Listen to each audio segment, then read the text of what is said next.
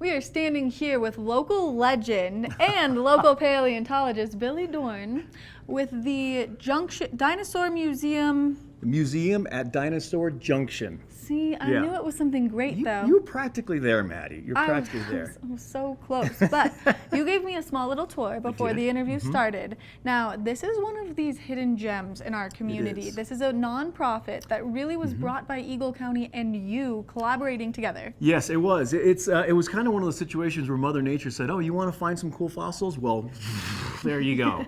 Now you got to do something with it all." So that's where the museum came from. We call it the Museum at Dinosaur Junction because most of the stuff that we found in this area is from an area down the road. I can't say exactly where it is, but we've coined it, we've nicknamed it Dinosaur Junction over the years because there's so much stuff there.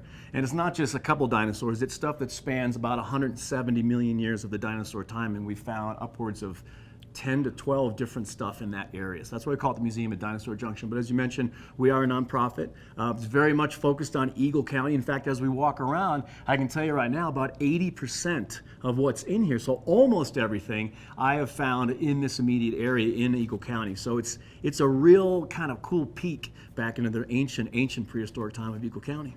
I was just going to say, not only are we taking a look back in history that everyone knows and loves because dinosaurs are kind of the coolest thing ever. They're pretty wild. It's spectacular to be in here. It's funny because a lot of parents will ask me, because every kid and every parent out there knows every kid is obsessed with dinosaurs at some point. Yes. And they're like, why is that? And I think, and this goes with adults as well, dinosaurs are that bridge between fantasy and reality. Yes. I mean, if you were to try to describe someone a Tyrannosaurus rex, an animal that was 40 feet long and weighed upwards of 25 to 30,000 pounds that could eat an elephant, that's something out of a horror movie. Yeah. But that animal lived here. It lived here in Colorado, you know? So I think it's that fascination for things that seem so fantasy and seem so unreal, but yet, as you said, they were here. They were stomping around.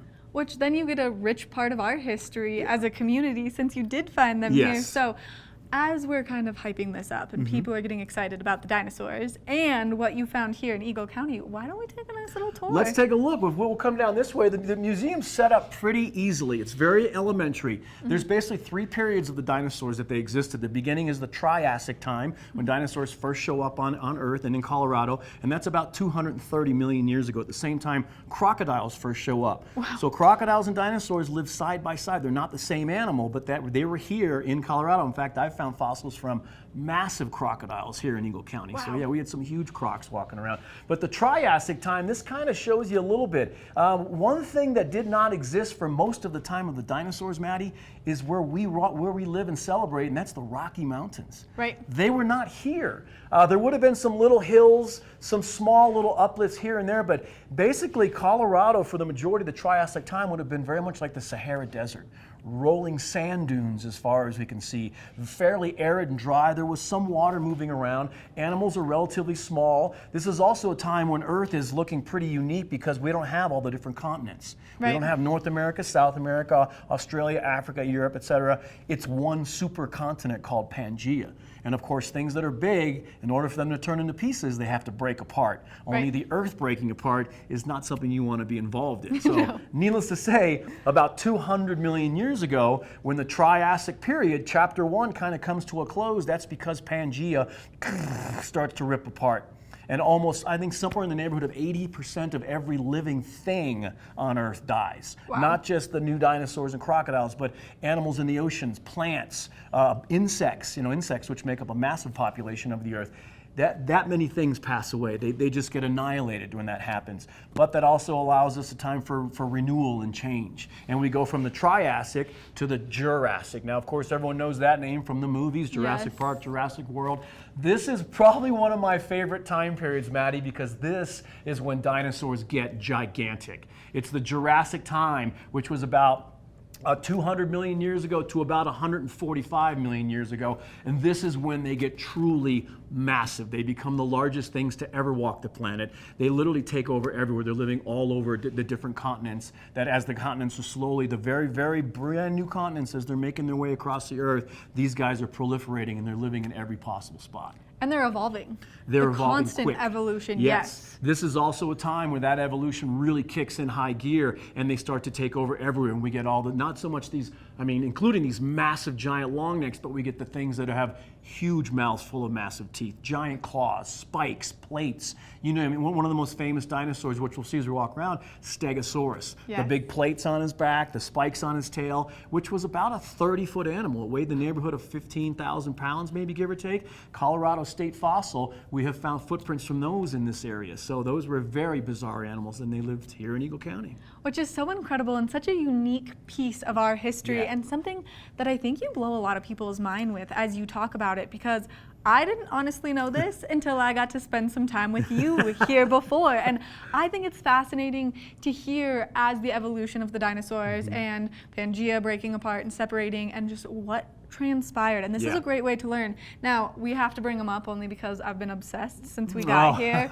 with my girl Tilly, and we've got Erwin behind us. Now, why are these such a crucial part of the museum? And what's so unique about showing them? Well, just like these guys, Tilly is a sulcata tortoise, also called an African spurfoot tortoise. She's about 2 years old, and Maddie, she's going to reach about 80 years old one day. She's going to be about 200 pounds, and it's funny because everyone's like, well, Billy, what are you going to do with her when she's that big? And I don't have to worry about that because I'm not going to be around most likely. Hopefully she'll still be living here at the museum, and the museum will be a much bigger, more established spot. But Tilly, along with Erwin, our blue iguana up here, of course, they're both reptiles, as were dinosaurs. Dinosaurs were a very unique type of reptile.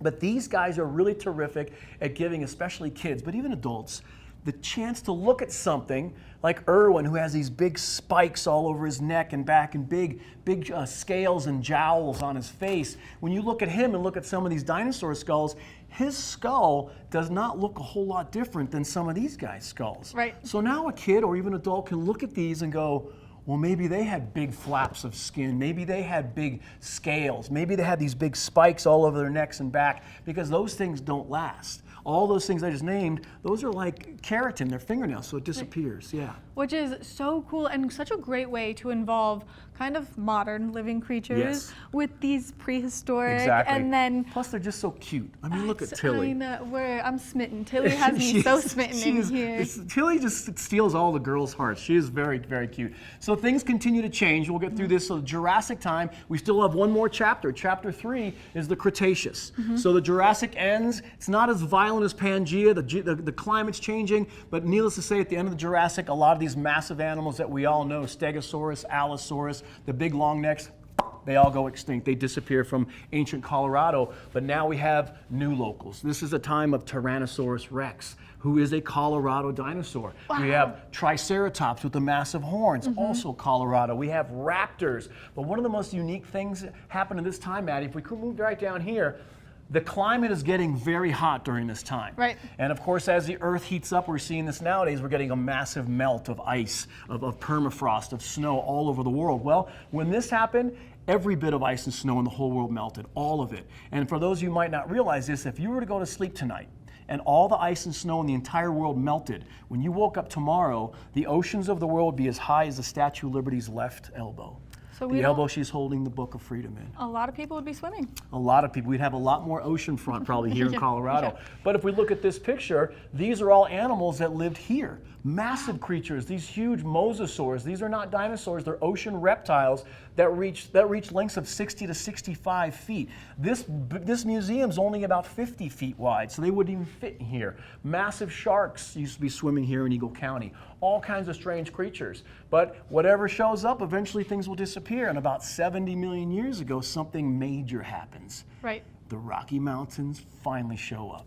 And with that uplift of going from the bottom of the ocean floor to tens of thousands of feet, that combined with a cooling Earth again, and all that water being pulled out and stored as ice and snow all over, those levels drastically changed. And that combined with Rockies that lived during the Cretaceous time, those Rocky Mountains lifted to sometimes 30,000 foot peaks in Colorado. Wow. That's higher than Mount Everest. Yeah. Imagine Colorado being covered in mountains that are 30,000 feet high. But they did. They took the bottom of the ocean, pushed it to the top. That's why right down the street from where we're here in Edwards, right from where we're standing, right down the street, there's layers of ocean floor right down there. So we're finding shark's teeth. We're finding bones from massive mosasaurs. We're finding these beautiful curled shells from ammonites, the squid-like creatures that used to be swimming right here. So it's incredible because it really gives us that perspective.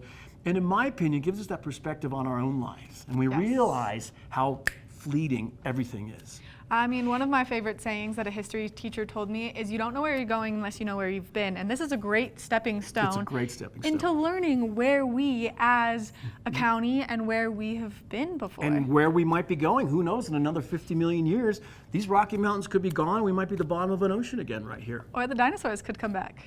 Or maybe even weirder things will come back. That's true. what's so incredible about science, is I always tell kids, the greatest thing about science, we don't know what someone's going to find tomorrow. And that's thrilling.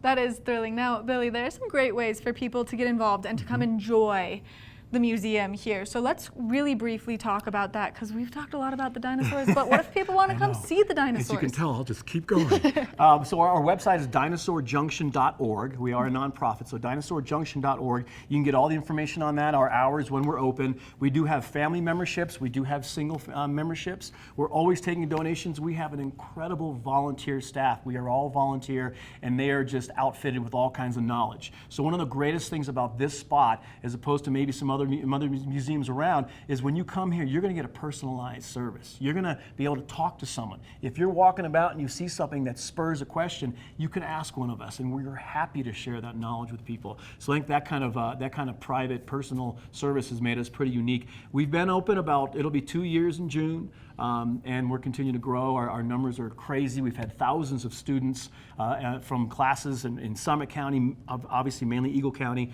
Garfield County. We've had students from Pitkin County. So we are moving in the right direction. But it's a fantastic museum. It is growing, and we are finding more and more things every spring. The more we find, the more we can put on exhibit here. Which is so incredible, Billy. Thank you so much for taking the time to Thanks chat for with being us, here. walking us around, giving us all this great information, and really loving what you do, because hearing the passion in your voice sparks a curiosity within my inner child to come back and have another tour to finish the other half of the museum. Well, good. Then my work is done. Billy, thank you so much. Thanks for being here. Make sure that you come check out the museum, because you're going to fall in love. And if you are lucky enough to have local legend paleontologist Billy walking you through, you're going to fall in love even more with the dinosaurs. We're going to take a short break, and when we come back, we've got more of the show.